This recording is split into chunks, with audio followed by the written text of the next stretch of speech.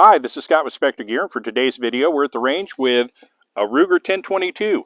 Now we manufacture a couple of different slings for these, and coming up soon, unfortunately I don't have it today, but we do have a project going right now to manufacture some buttstock magazine pouches. Look for those in the future. But we wanted to take the 1022 out the range and see how it worked with the sling and kind of fiddle around with it. But when it comes to the Ruger 1022, this is kind of a rite of passage firearm. For many of you out there, I'm sure this was your first long gun. I know for me, the actual two first guns that I ever got was a Ruger 1022 and an H&R 949 revolver. I traded, believe it or not, I traded a mid-70s Datsun 510 two-door for that. I really regret having done that particular thing, but my introduction to the 1022 was a fairly rewarding experience, so I don't lament that all that much. But over the years, I've owned a number of 1022s. Oftentimes, I've ended up giving those away to people, and I end up going out and just grabbing another one because in addition to being an excellent little first long gun for somebody, for a young person, it's also a great training tool. And I'll give you an example of how it can be a good training tool with this particular model. Now, I tend to shoot Mini 14s a lot. I also shoot Ruger PC carbines and M1As. So I tend to use a traditional stock layout. So what I did with this 1022 was I went ahead and upgraded a few features on it to make it a little more into a training weapon, or a training rifle rather than anything else. I put the tech sights on here, so this gives me basically an M16A1 type peep sight picture.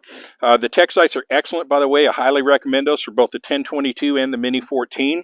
A couple of other internal modifications. I've got a high-speed recoil spring in here. I also have an interesting little magazine release, which is kind of nice in that all you have to do to release the magazine is you just slide either your middle finger or trigger finger forward and just press forward on the latch, and the magazine drops right out, which is a big improvement over the button arrangement that they had, where you kind of had to get your finger in there and pry it and press the button at the same time. With this, it just pops right out, no problem. Also have the bolt hold open installed on here, so I can lock the bolt back without having to do any kind of weird procedure. I just press the tab up, pull it to the rear, and it locks in place. But overall, it's an excellent little gun to shoot. And one of the things that we were just talking about before we filmed this video, my partner and I were talking about 1022s in general, and we discovered that there were two things in this world that is very, very hard to keep a smile off of your face. And one of those is it's hard to have a frown while you're riding a jet ski, and it's really hard to be a grumpy person when you're shooting a 1022, because these are just fun guns to shoot. But getting back to the sling real quick, of course, on here we have a Raptor 2-point sling.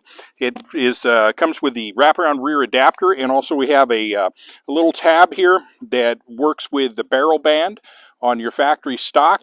So we have more detailed pictures of that on the site, and I'll put a link in the description to where to find this actual sling. And then we also offer the CQB 3-point sling version as well. But let me pop off a couple of rounds and I don't know, see if I can't try to frown, because I guarantee I won't be able to. It's going to be fun. Now, when I finish this, I'm going to just pop off a couple of magazines, and then I'm going to show you one other variation that we have for the Ruger 1022 that features kind of a more modern stock, and one that's particularly popular. So without further ado, let me go ahead and empty this mag out and see how it goes. All right. Again, hard not to smile. That's just amazing. Because earlier, actually not, well, about 15 minutes ago, I was shooting a 12-gauge shotgun. So when you go from a 12-gauge shotgun to something that basically doesn't recoil at all, like I said, you can't help but smile. You're going to go through a lot of ammo doing that, but fortunately it's 22 long rifle, which is fairly inexpensive. And that again brings us back to that training option on this gun that I didn't mention, is because I shoot Mini 14s and I shoot, like I said, the PC carbine, M1A, this particular package, if I want to work on something that doesn't involve the actual mechanics of those particular guns, maybe I just want to work on, transitioning from one target to another, or maybe I'm doing sidearm transitions or something, this gives me a long gun that kind of vaguely replicates what I normally use, and lets me pop off a few rounds, and it doesn't get too hyper expensive, because I'll tell you, 22 long rifle is not as cheap as it used to be, but it's nowhere near as expensive as 5.56 or 7.62 NATO.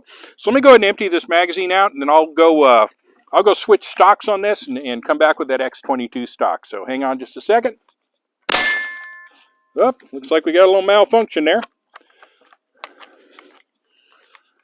which is not an unprecedented thing for a Ruger 1022. It is a 22 long rifle, and 22 long rifles are not nearly as reliable as a center fire, but let's see if I can empty the rest out here. All right, there we go. We'll go ahead and lock that bolt to the rear again. Pop the mag out. We're clear, and I'll be back in just a moment with the X-22 stock on the 1022.